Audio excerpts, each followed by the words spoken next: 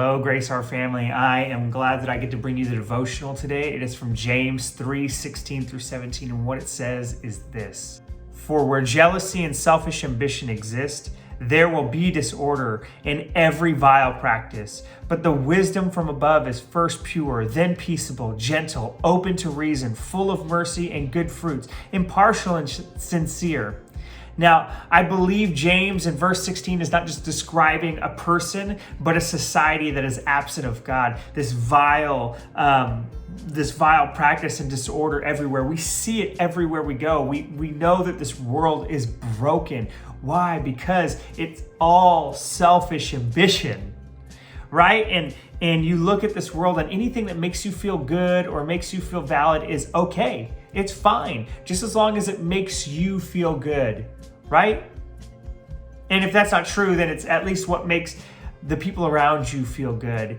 And so what we're seeing here is that this world is relying on government and policy to order out every valid belief that we feel like we need to have to make us feel good about ourselves. And what I think in verse 17, it explains what we actually need, which is advice from above. It's taking the steps that Jesus took and following after what he has laid out for us. And life is like a bowling game, right? When you're bowling down the lane, there is a time where you could fall off into the gutters. And I think of that kind of like as sin. And the world is kind of telling us there is no sin. There is nothing wrong with you. There's nothing that's off limits, really. And so they put up the bumpers and they're like, hey, just go for it. Whatever makes you feel good. And God forbid that you actually get a gutter ball with bumpers in this scenario, that they'll just go in and say, hey, why don't you just go change it in the computer?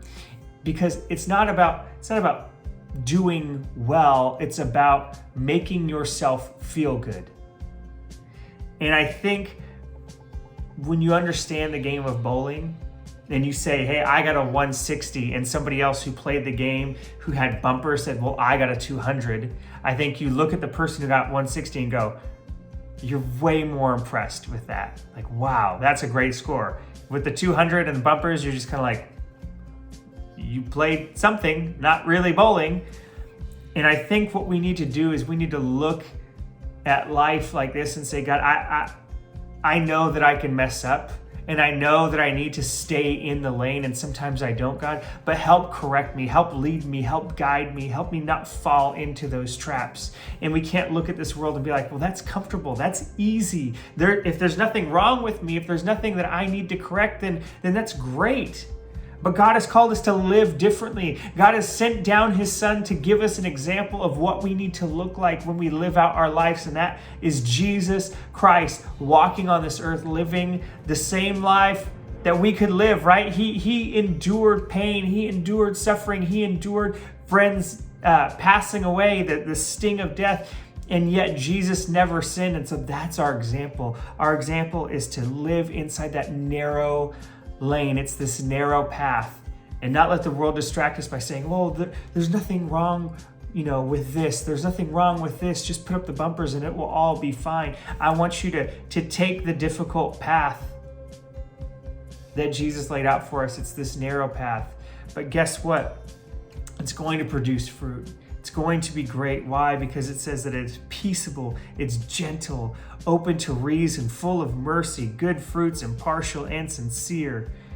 That is what I want out of my life, and I pray that's what you want out of your life. So I am praying today that we play the game like it's intended to be played, and that's the way that God created us to live. So I encourage you, look in the Word of God and say, God, I want these things to reflect who I am. I love you all. I hope you have a great day.